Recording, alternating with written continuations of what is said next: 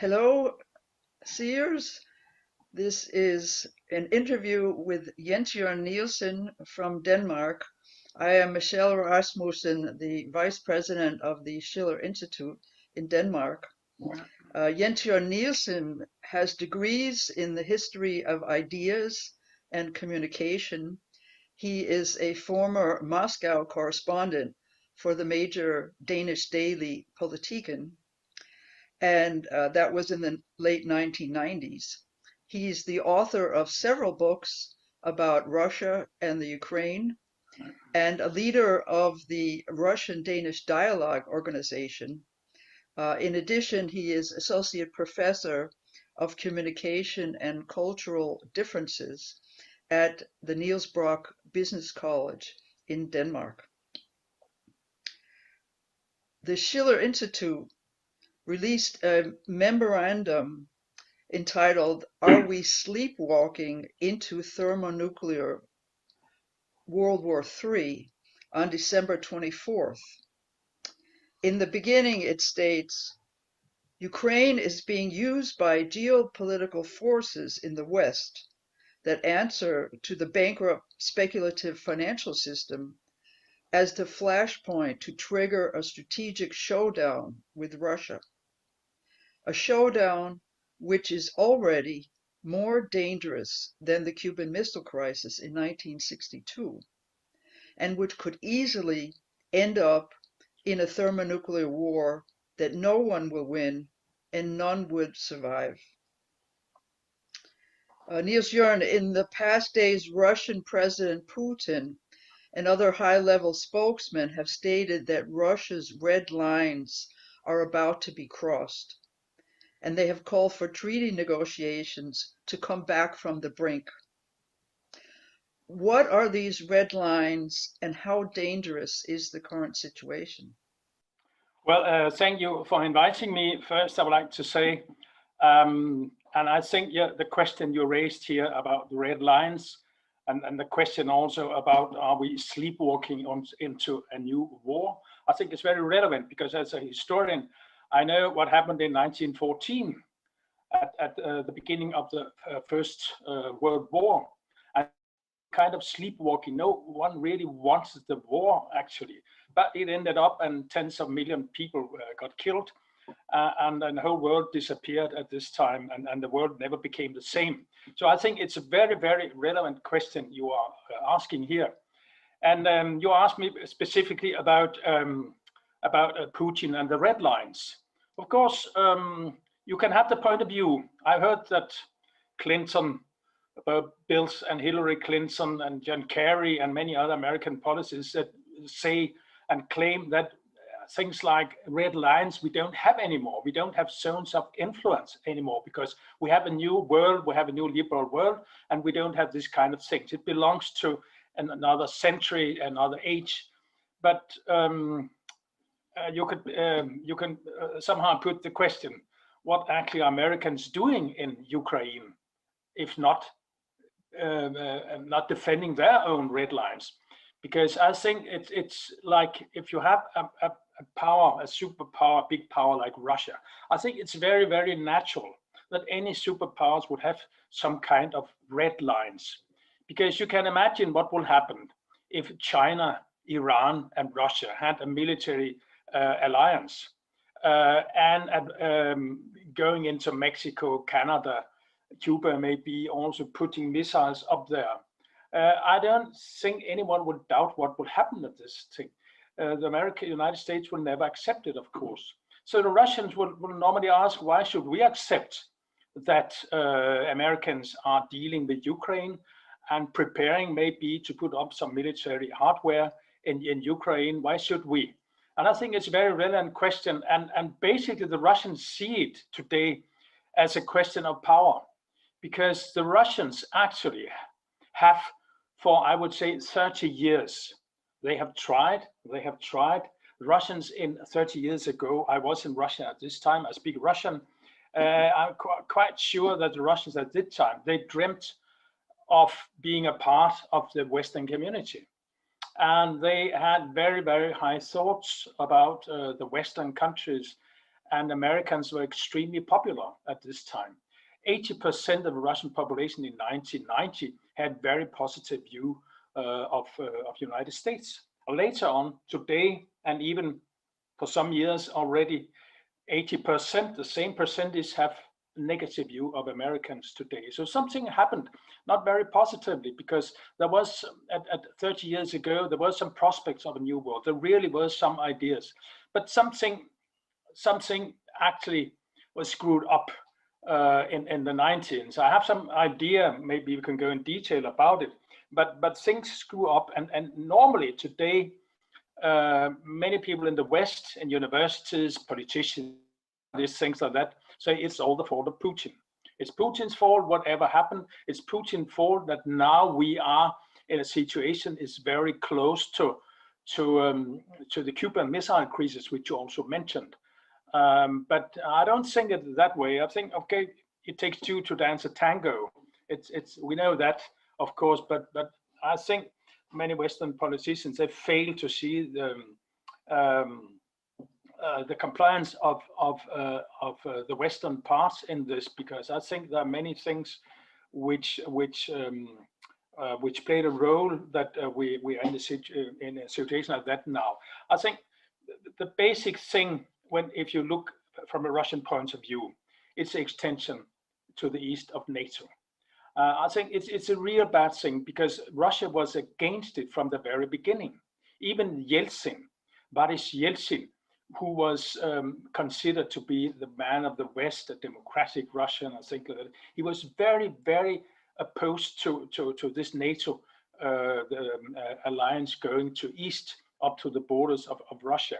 And we can see it now, because as it recently has been released some new material in America of exchange of letters between Yeltsin and Clinton at this time. So we know exactly that Yeltsin and Kozyrev, the Russian Minister of Foreign Affairs at this time, were very much opposed to it. And then Putin came along. He came along not to impose his will on the Russian people, but he came along because there was in Russia, there was a will to oppose this NATO extension to the east. So I think things began at this point. And later on, we had the Georgian crisis in 2008. And we had, of course, the Ukraine crisis 14, and also with Crimea and Donbass and all these kind of things. And now we are very, very close to, I don't think it's very likely we will have a war, but we are very close to it, because I think that wars often begin by some kind of mistake, some accident. Someone accidentally pulls a trigger or press a button somewhere, and suddenly something happened. It's actually what happened in 1914, at the beginning of the First World War. Actually, there was one who was shot in Sarajevo. Everyone knows about that. And things like that could happen. And for us living in Europe, it's awful to think about having a war. We can hate Putin, we can think whatever we like, but the thought of a nuclear war is horrible for all of us. And that's why I think that politicians could come to their senses. And I think also that this demonization of Russia and demonization of Putin is very bad, of course, for the Russians, but it's very bad for us here in the West, for us in Europe, and also in America. I don't think it's very good for our democracy. I don't think it's very good. I don't see very many, very, how to say it, healthy perspectives in this. Actually, I don't see any at all, because I see some other prospects, because we could cooperate in another way. There are possibilities, of course, which are not being used, not being put into practice, which it certainly could. So yes, your question is very, very relevant, and we can talk at length about it. But I think it's very, and I'm very happy that you asked this question, because pretty few ask these questions today in Danish, well, in Western media at all, and because everyone think that it's enough, but just to say that, well, Putin is a scoundrel, Putin is a crook and everything is good. No, we have to get along. We have to find some ways to cooperate because otherwise it'd be the demise of all of us. Can you just go through a little bit more of the history of the NATO expansion towards the east, and what we're speaking about in terms of the proposed treaties that Russia has come out with is to prevent, firstly, to prevent Ukraine from becoming a formal member of NATO, and secondly, to prevent the general expansion of NATO, both in terms of soldiers and military equipment towards the east. So can you speak about this, and also in terms of the broken promises from the Western side? Yes, actually, what the story goes back to the beginning of the 90s. Actually, I had a long talk with Mikhail Gorbachev, the former leader of Soviet Union, in 1989, just when NATO started to bomb Serbia, and when they adopted Poland, Czech Republic, and Hungary in NATO. At this time, I had a long talk with Gorbachev, who was Gorbachev. You should bear in mind that Gorbachev is a very nice person. He's a very lively person with good humor, a spirited person. But when we started to talk, I asked him about this concerning the NATO expansion, which was going on exactly the day when we were talking. He became very gloomy, very sad, because he said, well, I talked to James Baker, Helmut Kohl from Germany, and several other persons, and they all promised me an inch to the east if Soviet Union would let Germany unite, GDR and West Germany unite to one country, and that country being a member of NATO, but not an inch to the east.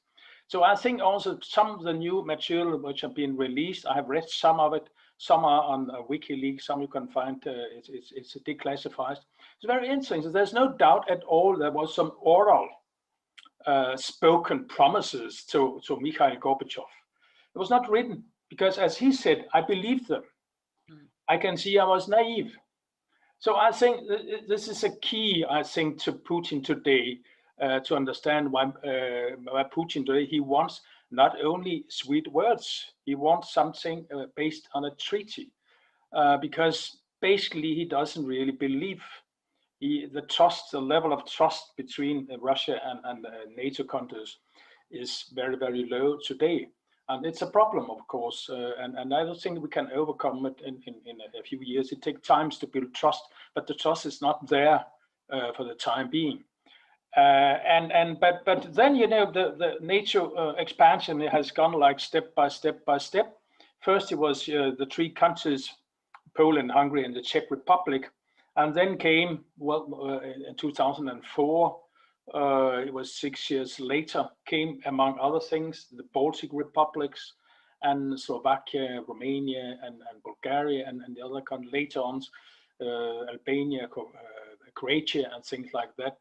And they couldn't see. And then in 2008, there was a NATO summit in Bucharest, where George Bush, President of the United States, he promised Georgia and Ukraine membership of NATO.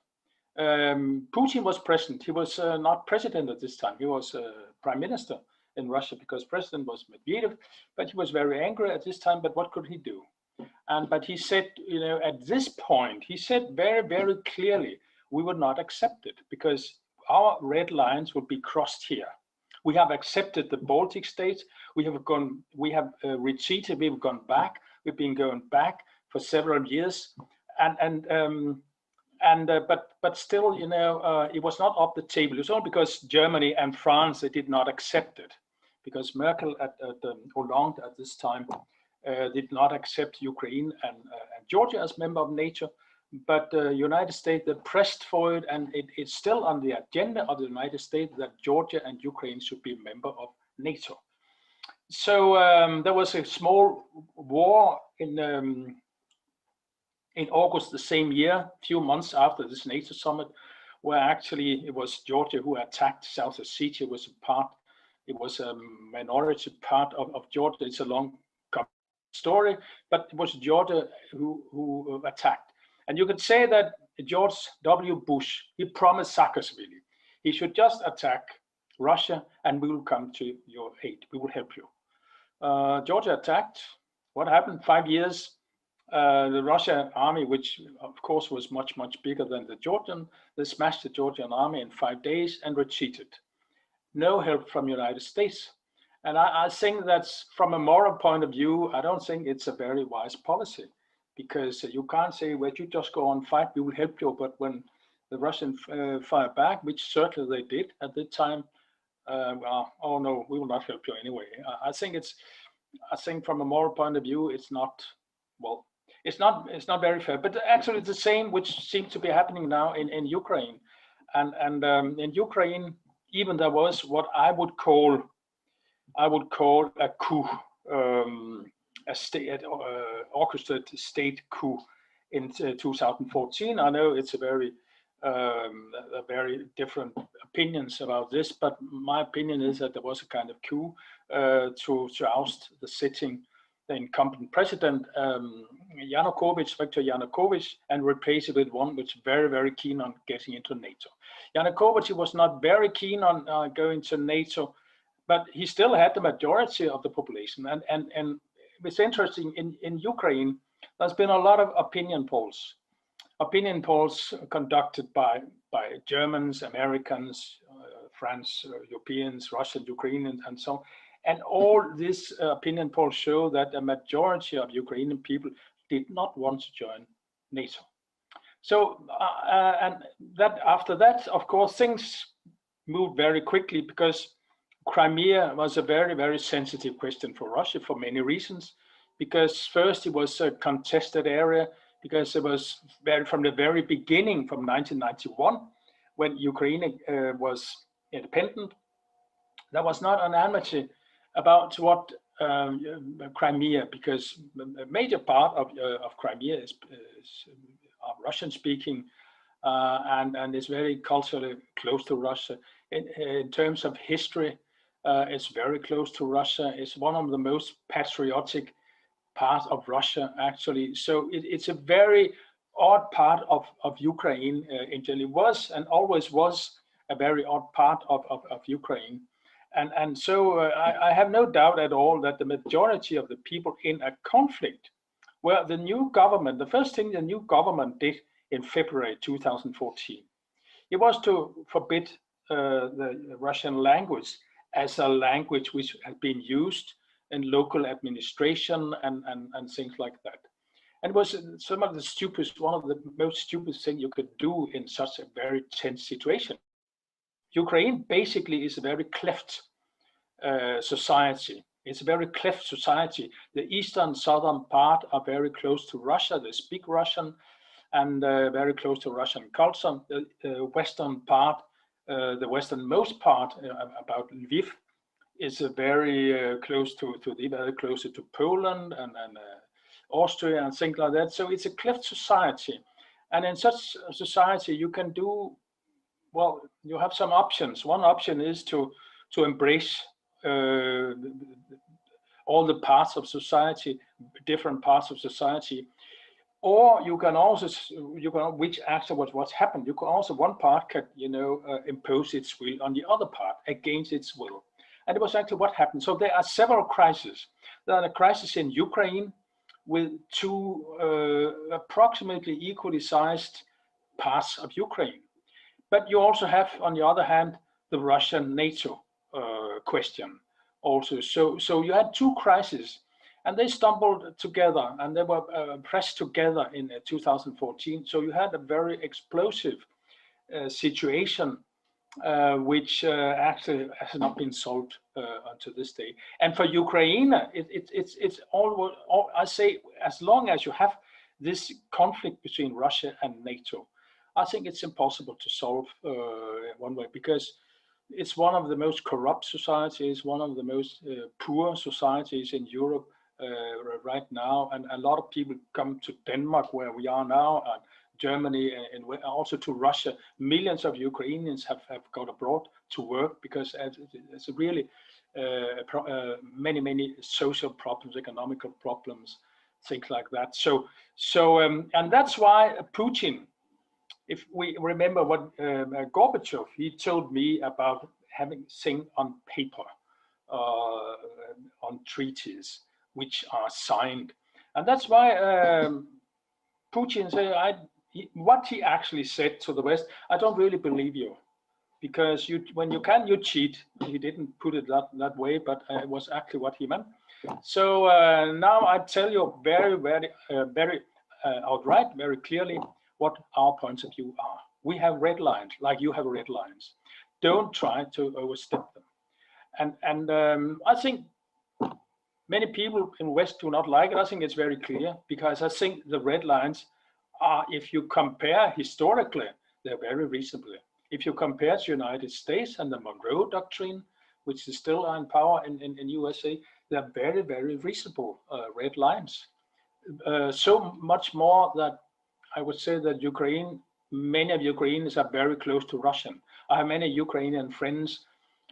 I sometimes forget they're Ukrainians because their language, their first language is actually Russian. Also close to Russian.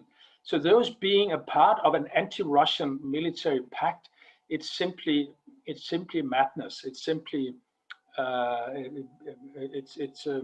it cannot work. It will not work. Such a country would never be a normal country in many years, forever. And I think much of the blame could be put on the NATO expansion and those politicians who has been pressing for that for several years. And I would say the first, and I would say Bill Clinton was the first one. Madam Albright from the 1993, they all at this time they adopted the policy of NATO expansion, extension to the east, and George W. Bush, he also pressed for Ukraine and Georgia becoming member of NATO. And for every step there was in Russia, you had people rallying around the flag, you could put it that way, because you have a pressure, and the more we press with NATO, the more the Russians will rally around the flag, and the more authoritarian Russia will be. So we are in this situation. So there are things now happening in Russia, which I can admit I do not like, about closing some offices, closing some medias and things. I do not like it at all. But and in a type of confrontation, I think it's quite reasonable, understandable. Even I would not defend it, but it's understandable, because United States also after 9/11 also adopted a lot of defensive measures and kind of censorship and things like that. So it's what's happened when you have such tense situations, when you have such kind of things. We should just also bear in mind that Russia and United States are the two countries which possess 90% of the world's nuclear armament.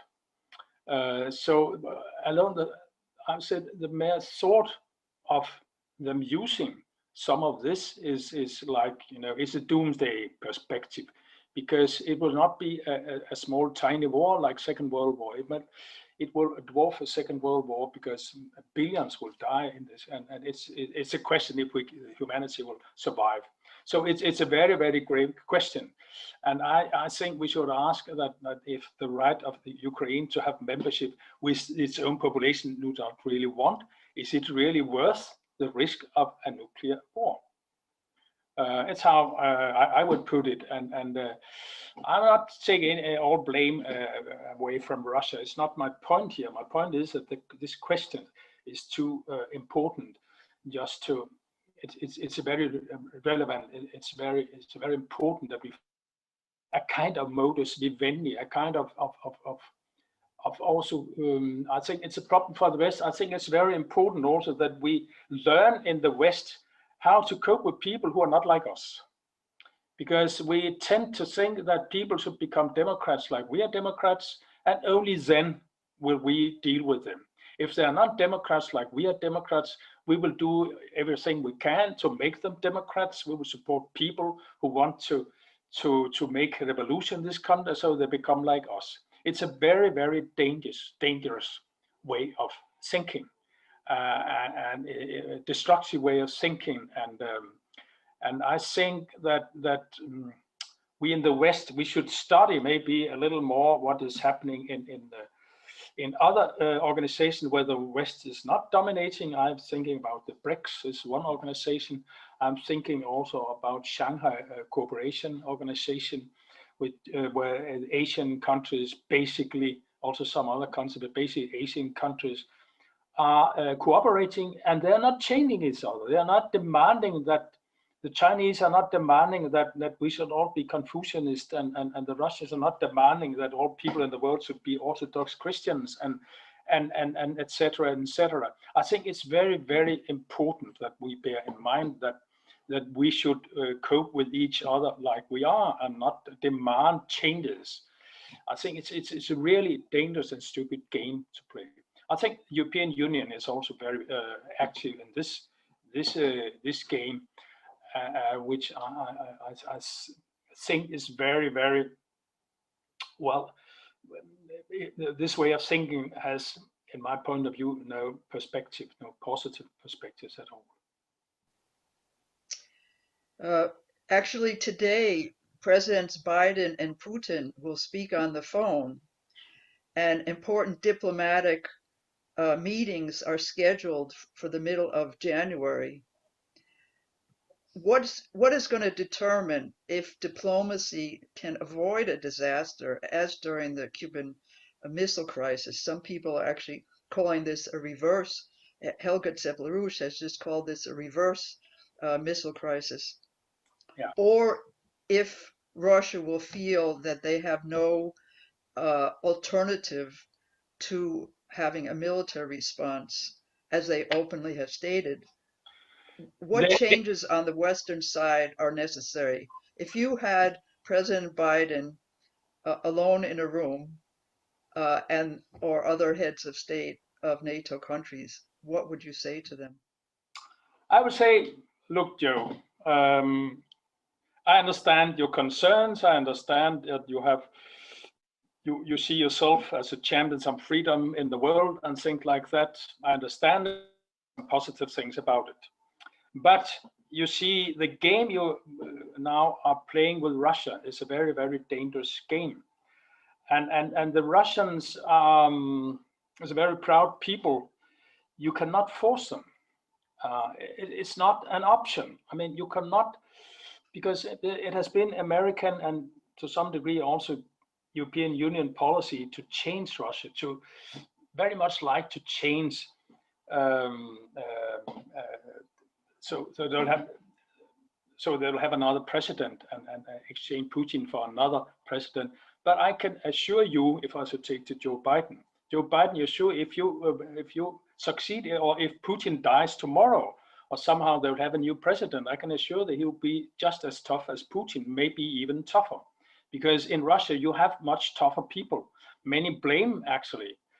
I would say even most people in Russia who blame Putin, blame him because he's not tough enough on the West, because he's too soft on the West, he's too liberal on the West. And many people have blamed him for not taking the southern part of Ukraine yet. He should have done it. So if I would say to Biden, I think it will be wise for you right now to support Putin, or to deal with Putin, engage with Putin, and do some diplomacy, because the alternative is a possibility of war, and you should not go into history as the American president who secured the extension of humanity. It was very, very, very bad record for you, and there are possibilities, because I don't think Putin is unreasonable. Russia has not been unreasonable. I think they had turned back. They have because in 1991 it was Russia itself who disbanded the Soviet Union. It was the Russians, the Moscow who disbanded the Warsaw Pact, the Russians who gave the liberty to Baltic countries and all other Soviet republics, and with hardly any shot, and they turned half a million Soviet soldiers back to Russia. No shot was fired at all. I think it's extraordinary if you compare what happened to this membership of the French and the British colonial empire after the Second World War. Well, it was very civilized in many ways. So stop thinking about Russian as uncivilized, stupid people who don't understand anything but mere power. Russians understand, and Russian is an educated people. They understand a lot of arguments, and they are interested in cooperating. So and there will be a lot of advantages for United States and also for the West and also for the European Union to enter kind of more productive, more pragmatic relationship, cooperation. There are a lot of things in terms of energy, climate, of course, and terrorism and many other things where it's a win-win situation to cooperate with it. The only thing Russian is asking for is not to put your military hardware in our back garden, which I think is I don't think it's a very, I don't think it's a blowing. I don't think it should be hard for us to accept. Certainly not to understand why the Russians think like that, and they could think back on a history where armies from the West have attacked Russia. So they have in their genes. They were all. I don't think there are any person in Russia who have forgot or are not aware of the huge losses the Soviet Union felt on Nazi Germany in the 1940s during Second World War, and you had Napoleon also trying to. You have a lot of experiences with armies from the West going into Russia. So it's very lying very deep.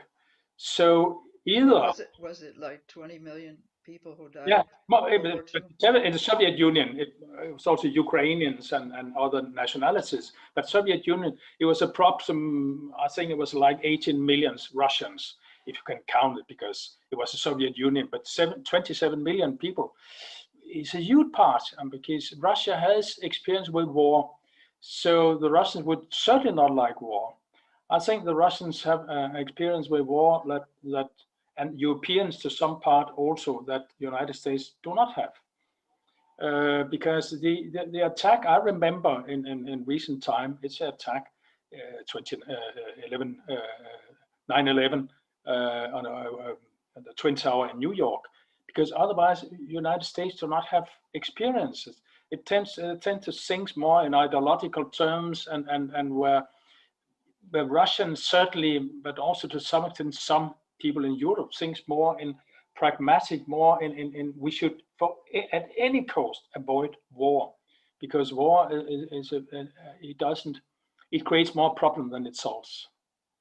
So have some pragmatic cooperation. It will not be a love affair, of course not, but it will be on a very pragmatic.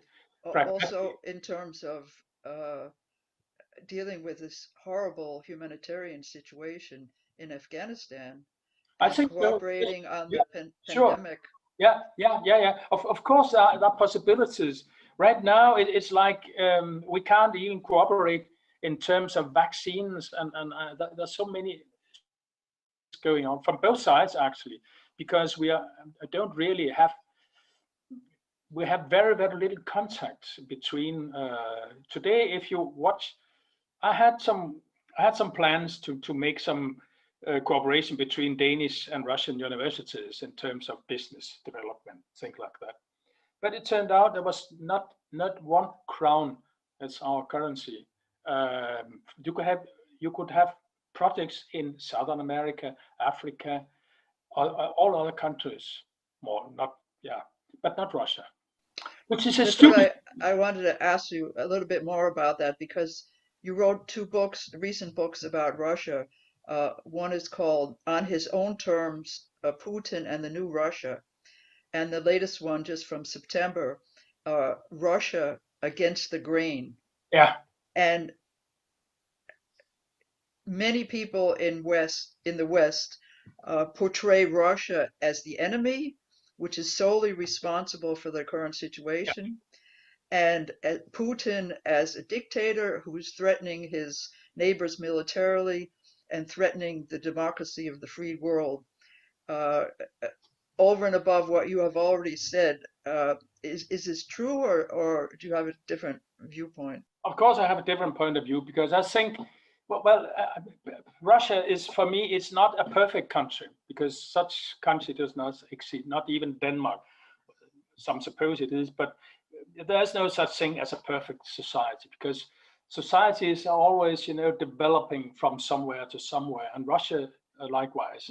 And Russia, is a very, very big country, so you can definitely find things which are not very likable in Russia. Definitely, it's not my point here, but I think that in the West, I think for centuries, we have. If you look back, I have tried in the recent book, my latest book, I tried to find out how Western philosophers, how church people, how they look at Russia from centuries back, and there's been kind of a red thread. There's been a kind of continuation, because Russia has very, very, very often been characterized as our adversary, as a country against basic European values. 500 years back, it was against Roman Catholic Church, and in 1800, we was against the Enlightenment philosophers, and in the 20th century, it was about, there was a communism thing, and it's also split people in the West, and it was also considered to be a threat. But it's also considered to be a threat today, even though Putin is not a communist. Maybe he is, but he's not a communist. He's a conservative, moderate conservative, I would say. But and even during the time of Yeltsin, it was also considered. He was liberal and pro-West, and he loved the West and followed the West in almost all things they proposed. But still, there's something with Russia, which I think, from a philosophical point of view, is very important to find out that we have some very deep-rooted prejudices about Russia. And I think it plays a role, because I hear it often when I speak to people who say Russia is an awful country and Putin is simply he is a very, very evil person. He's a dictator. Have you been in Russia? Do you know any Russians? No, not really. Okay, but what do you base your points of view on? Well, what I read in the newspapers, of course, what they tell me in the television, and well, I think it's not good enough, because and I understand why the Russians. I think when I very often talk to Russian politicians and other people, and what they are sick and tired of is, this notion that the West is better. We are on a higher level, and if Russians should be accepted from the West, they should become like us, or at least they should admit that they are on a lower level according in relation to our very high level. And that's why when they deal with China, when they deal with India, and when they deal with African countries and even Latin American countries, they don't meet such attitudes, because they are on a more equal term. They're different, yes, but they don't. One does not consider each other to be higher, on a higher level, and that's why I think that cooperation in BRICS, which we talked about, and Shanghai Cooperation Organization, I think it's quite successful. And I don't know about the future, but I have a feeling that if we're talking about Afghanistan, I think if Afghanistan could be integrated in this kind of organization one way or another, I have a feeling it probably would be more successful than the 20 years that the NATO countries has been there. So I think that culture, attitude, it plays a role when we're talking about politics, because a lot of the policy from American, European side is actually very emotional. It's very like we have some feelings, we fear Russia, we don't like it, or we think that it's awful, and our ideas, we know how to run a society much better than the Russians and the Chinese and the Indians and the Muslims and things like that. And I think it's a part of the problem, that it's a part of our problem in the West. It's a part of our way of thinking, our philosophy, which I think we should have a closer look at and criticize. But it's difficult because it's very deep rooted. When I discuss with people at universities, in media and other places, I encounter this. That's why I wrote the latest book, because it's very much about our way of thinking about Russia, and that's why the book is about Russia, of course, but it's also about us, our glasses, how we perceive Russia, how we perceive not only Russia, but it also goes for China, because it's more or less, it's not the same, but there are many similarities. How we look upon Russia and how we look upon and perceive China and other countries, so I think this is a very, very, very important thing we have to deal with, because we have to do it, because otherwise, if we decide, or America, Russia they decide to use all the firework they have of nuclear firework, then it's the end. Because you can put it's very sharp to put it like that, and people will not like it. But basically, we're facing these two alternatives. Either we find ways to cooperate with people who are not like us, and will not be, certainly not in my lifetime, like us, and accept them that they are not like us, and get on like we can and keep our differences, but respect each other. I think that's what we need from the Western countries. I think it's a basic problem today, dealing with other countries, and the same goes for, I have said, for China. I do not know Chinese language. I've been in China. I know a little about China. Russian, I know very well. I speak Russian, so I know how Russians are thinking about this, what they're feeling about this, and I think it's important to deal with these questions. Yeah, you also pointed out, I think, that in 2001, after the attack against the World Trade Center, yeah, I think Putin was the first one to call sure. George Bush Yeah, and offered cooperation and about dealing with terrorism. Yes, but and I think you've written that he had a pro-Western worldview, but that this was not reciprocated. Sure. Yeah. True, because he was criticized from the military and from also politicians in the beginning of his first term in 2000, 2001, 2002.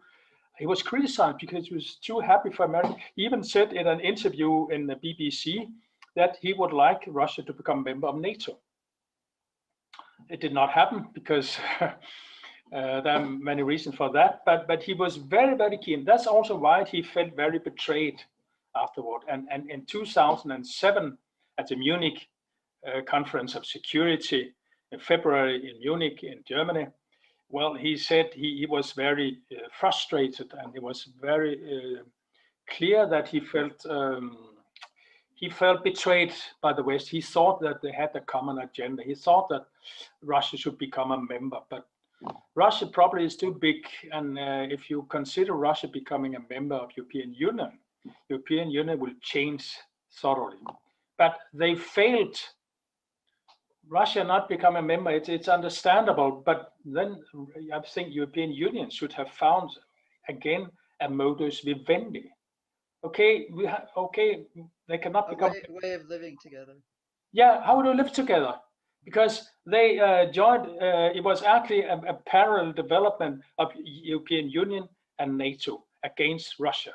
And 2009, European Union, they invited Georgia, Ukraine, Belarus, Armenia, Azerbaijan, Georgia to European Union, but not Russia. Even though they knew that there was really a lot of trade between Ukraine, also Georgia, and Russia, and it would have interfered. But they did not pay attention to Russia. So Russia was left out at this time. And so eventually, you could say, understandably, very understandably, Russia turned to China.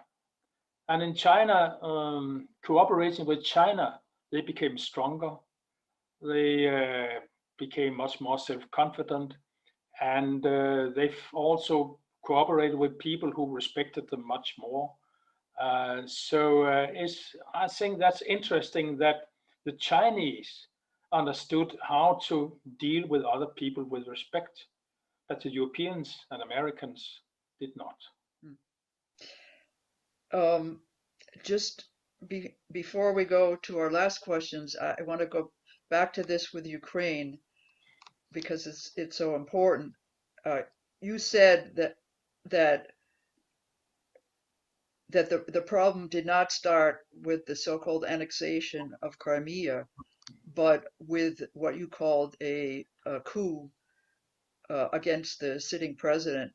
Yeah. Can you just explain more about that? Because in the West, it's like everybody says, oh, well, the problem started when Russia annexed Crimea.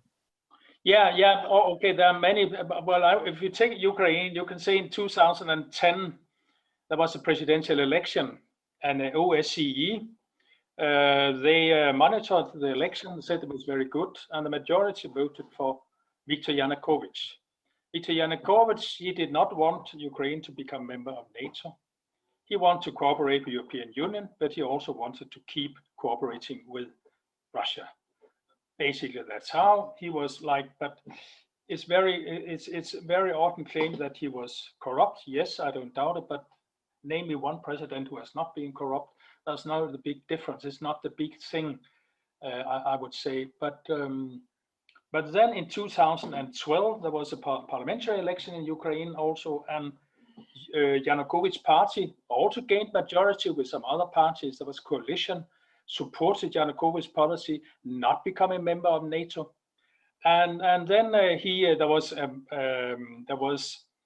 a development where European Union and Ukraine were supposed to sign a treaty of cooperation, but he found out that the treaty would be very costly for Ukraine because they would open the borders for European firms from European Union, and I think the Ukrainian firms would not be able to cooperate to compete with the Western firms. Secondly, and it's the most important thing, basic industry export, the basic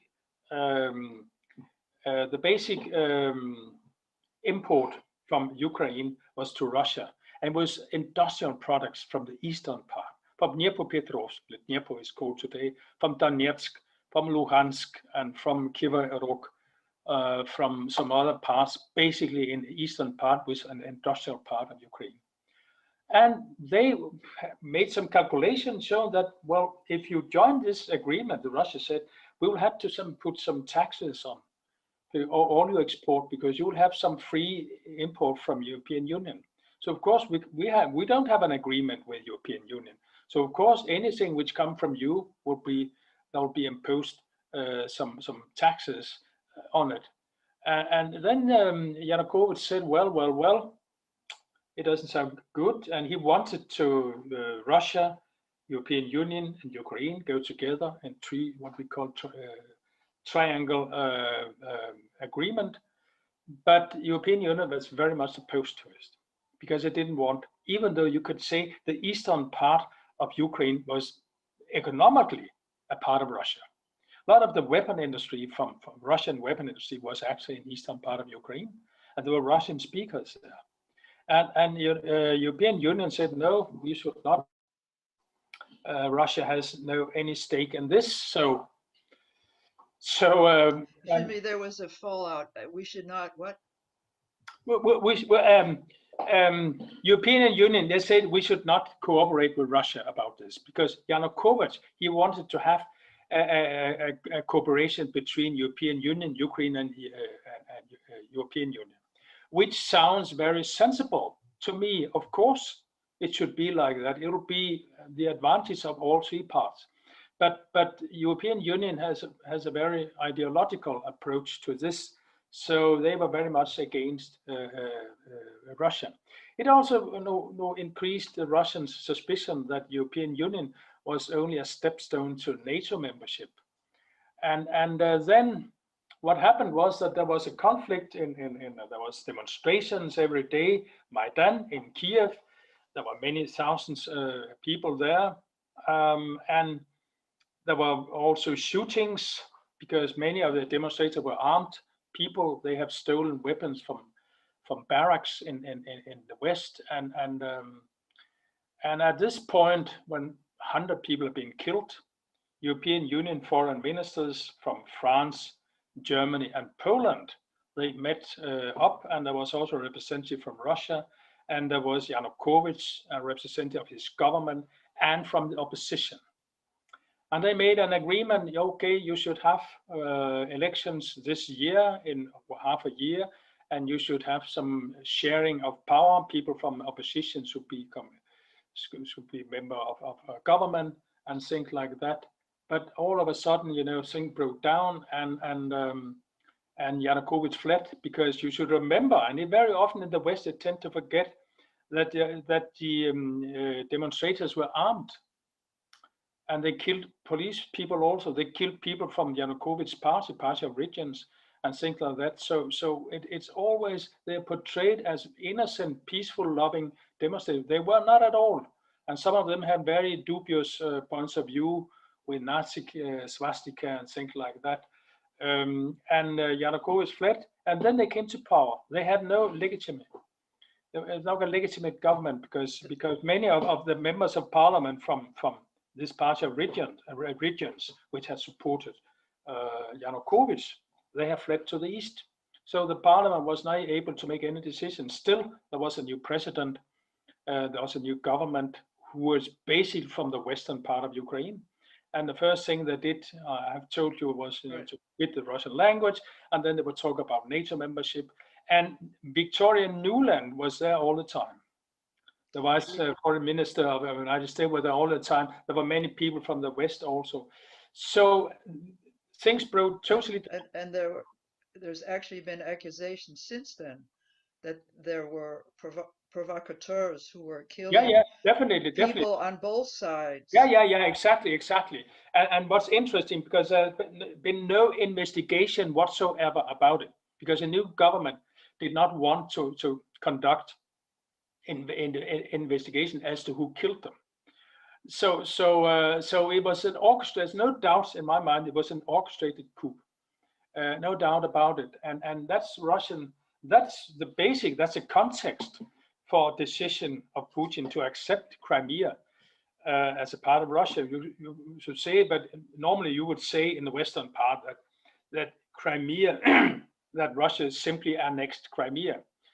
It's not precisely what happened, because there was a parliament as a local parliament, because it was an autonomous part of Ukraine, and they had their own parliament, and they made the decision that they should have a referendum, and which they had in March, and then they applied, to become a member of Russian Federation, and it's not a surprise, even though the Ukrainian army did not go there.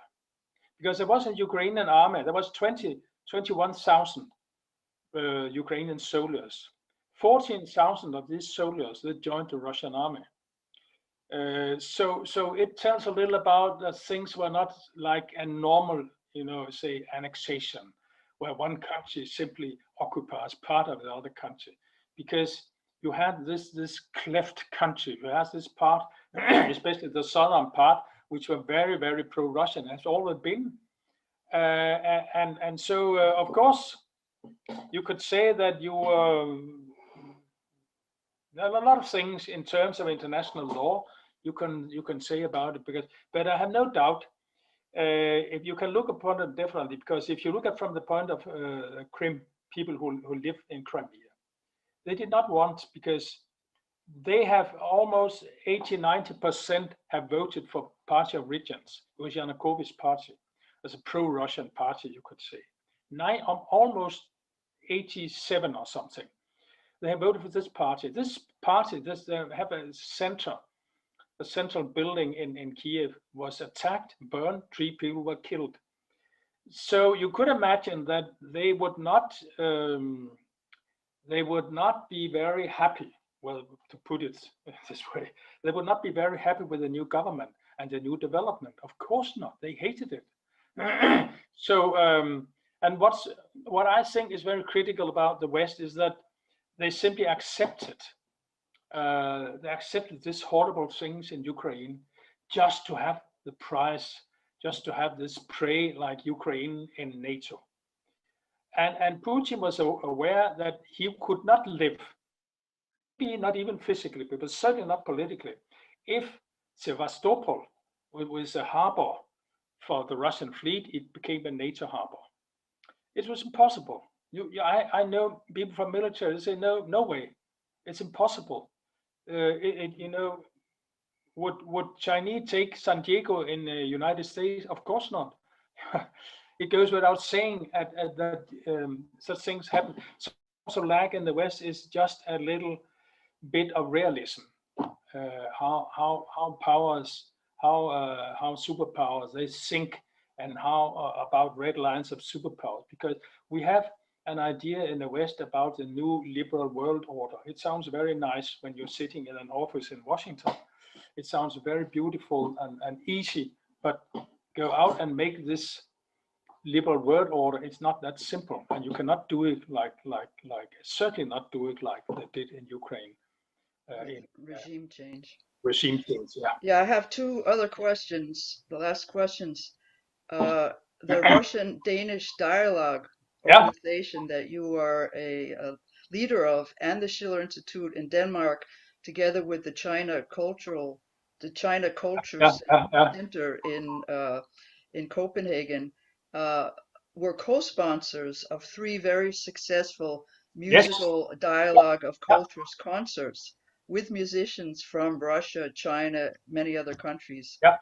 And you were actually an associate professor in cultural differences. Yeah. How do you see that? How would an increase in cultural exchange improve the situation? Well, it cannot but improve, because we have very little, as I told you also.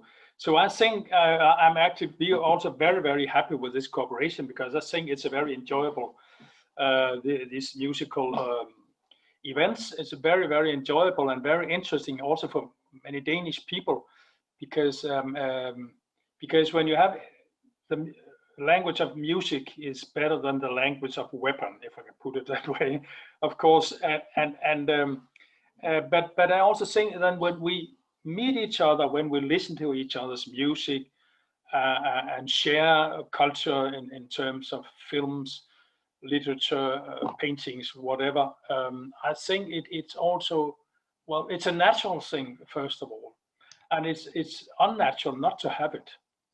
We do not have it because maybe some people want it. If people want us to be on in a kind of tense situation, they would not like to have it, because I think without it, it will, well, without this such kind of, it's just a small thing, of course, but without this cultural exchanges, well, you will be very, very bad off. You will have a world which is much, much worse, I think. And we should learn to enjoy the cultural expressions of other people. We should learn to accept them also. We should learn to also cooperate and also find ways. We are different, but we have a lot of things in common. And the things we have in common is very important not to forget that even with Russians and even with Chinese also, other people, we have a lot in common. And it's very important to bear in mind that we should never forget that we have a lot of things in common. Basically, we have the basic values we have in common, even though if you are Hindu a Confucianist, a Russian Orthodox, we have a lot of things in common. And when you have such kind of encounters, like in cultural affairs, in music and things like that, you become aware of it, because suddenly it's much easier to understand people if you listen to this music. Maybe you should listen a few times, but it becomes very, very interesting. You become curious about instruments, way of singing, and whatever it is. So I hope Corona situation will allow us also to make some more concerts. I think it should be, because they're very popular also in Denmark. Yeah, as Schiller wrote, it's through beauty we arrive at political freedom. We can also say it's through beauty that we can arrive at peace.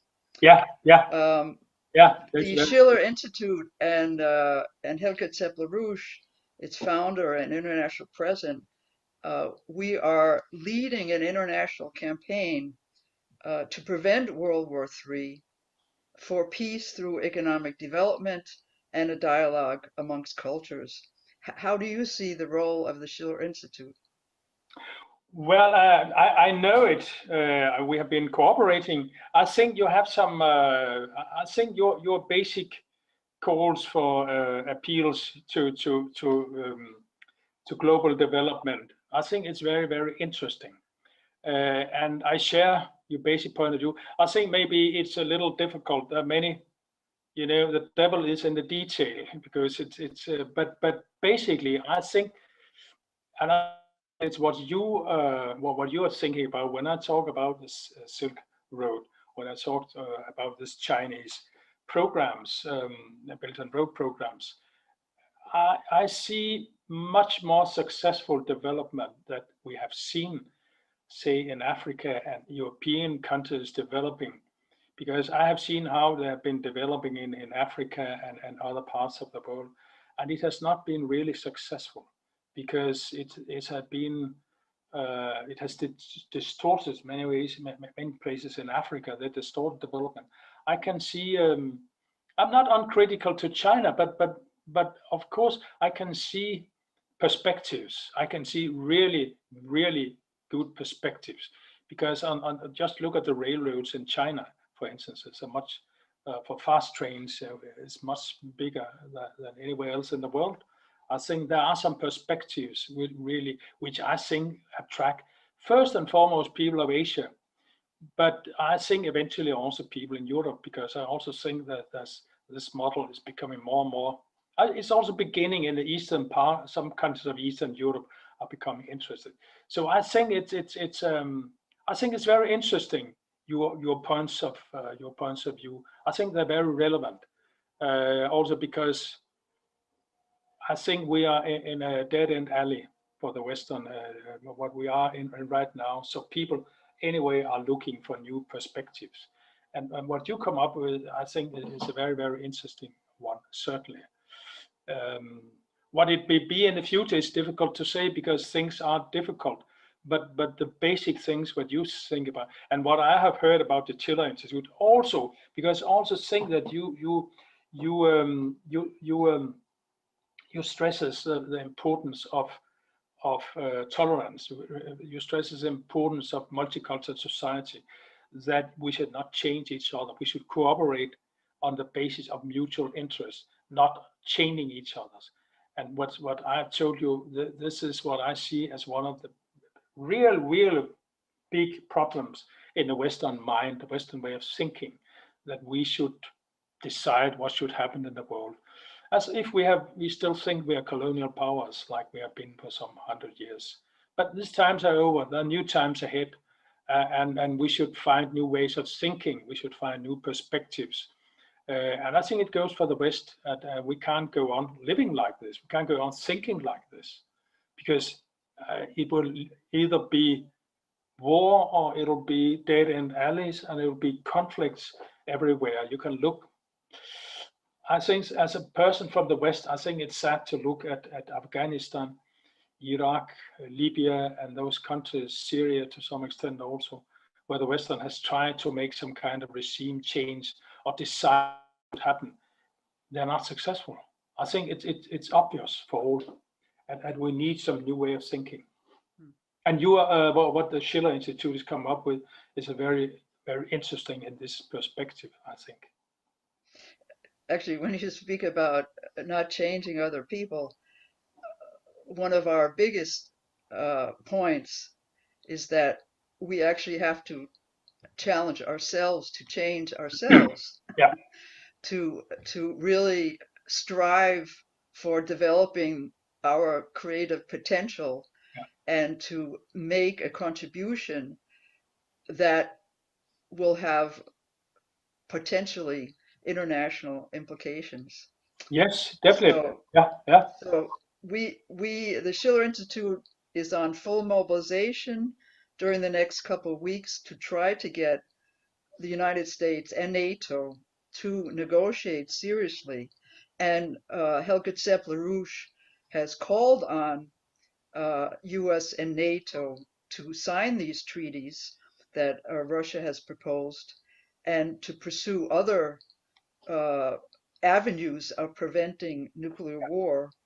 So we hope that you, our seers, Sure, will 100%. also do everything that you can, including circulating this video. Sure. Is there anything else you would like to say to our seers before we end, Jens Jørgen? No, no, I think we have talked a lot now. Only I think what you said about this to bring USA and Russia to the negotiation table, it's obvious. I think that it should be for any prudent, any clear thinking person in the West, it should be obvious that this is the only right thing to do. So of course we support it 100%. Okay, thank you so much, Jens Jørgen Nielsen. I thank you. Thank you.